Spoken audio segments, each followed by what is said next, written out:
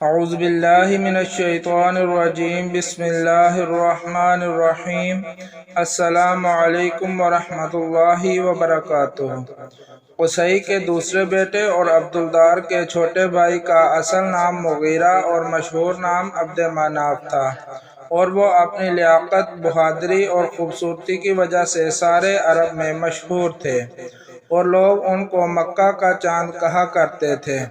جب تک عبدالدار اور عبد مناف زندہ رہے، دونوں بھائی ایک دوسرے کی عزت کرتے رہے، لیکن جب وہ دونوں فوت ہو گئے تو عبد مناف کے بڑے بیٹے عبد شمس نے عبدالدار کی اولاد کو سردار ماننے سے انکار کر دیا۔ قریش کے کچھ قبیلے عبدالدار کی اولاد کے طرفدار بن گئے اور کچھ عبد شمس کے۔ جب یہ جھگڑا بہت بڑھ گیا تو کچھ دانا لوگ بیچ میں پڑے اور انہوں نے مکہ کی ریاست کے عہدے ان دونوں میں تقسیم کر دیے۔ حاجیوں کو کھانا کھلانے اور پانی پلانے کے عہدے عبد شمس کو دیے گئے، اور کعبہ کو کھولنے اور بند کرنے، جنگ کے موقع پر جھنڈا اٹھانے اور قومی مجلس کے انتظام کے عہدے عبدالدار کی اولاد کے پاس رہے۔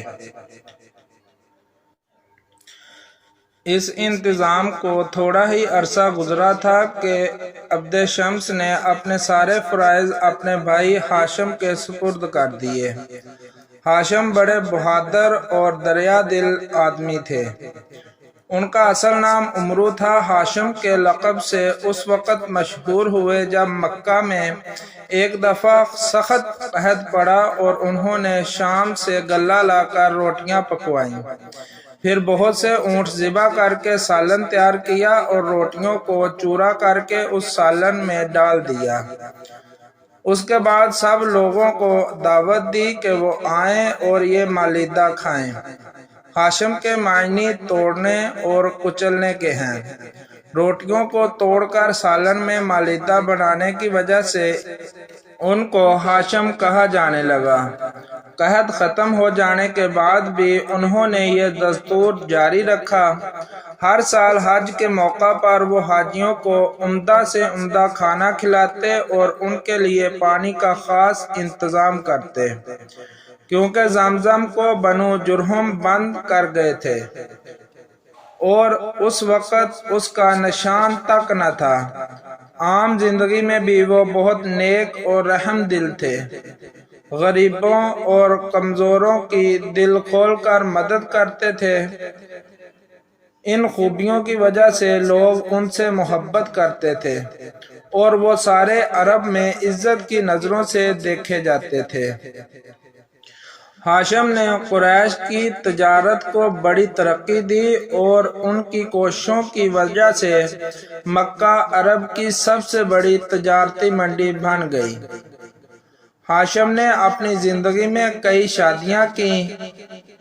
ان کی ایک بیوی کا نام سلمہ تھا، جو مکہ سے شمال کی طرف تقریباً 421 کلومیٹر دور ایک پرانے شہر یثرب کی رہنے والی تھی۔ ان کا تعلق قبیلہ خزرج کی ایک شاخ بنو نجار سے تھا۔ وہ عمرو بن زید نجاری کی بیٹی تھی۔ ہاشم تجارت کے لیے شام جاتے ہوئے اکثر یثرب میں ٹھہرا کرتے تھے۔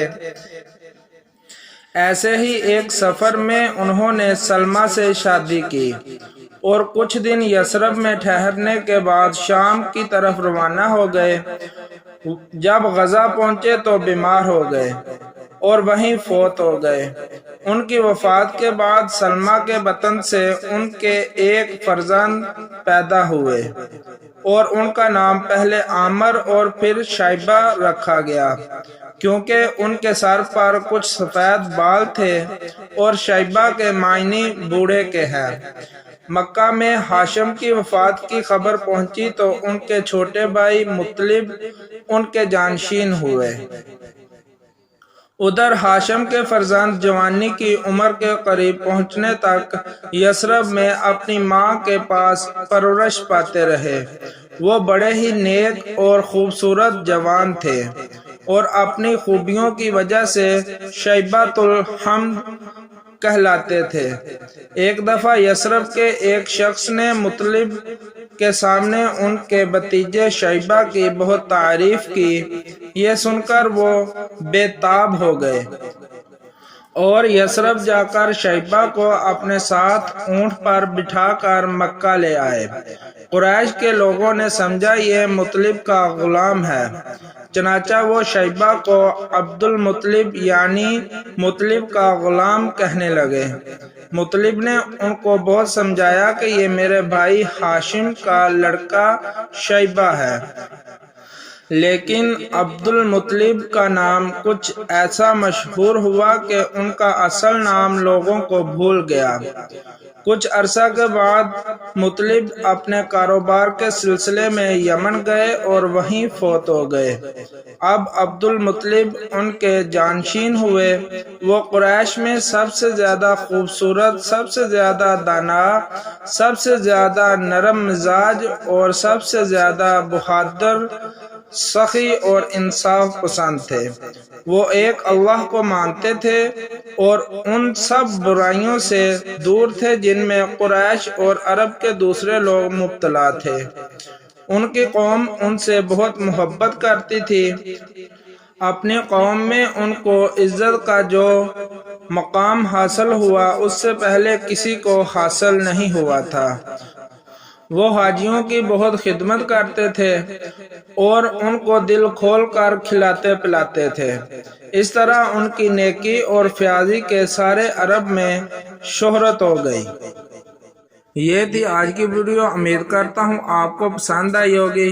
तो इस्लामिक अच्छी वीडियोस देखने के लिए हमारे चैनल को सब्सक्राइब करें।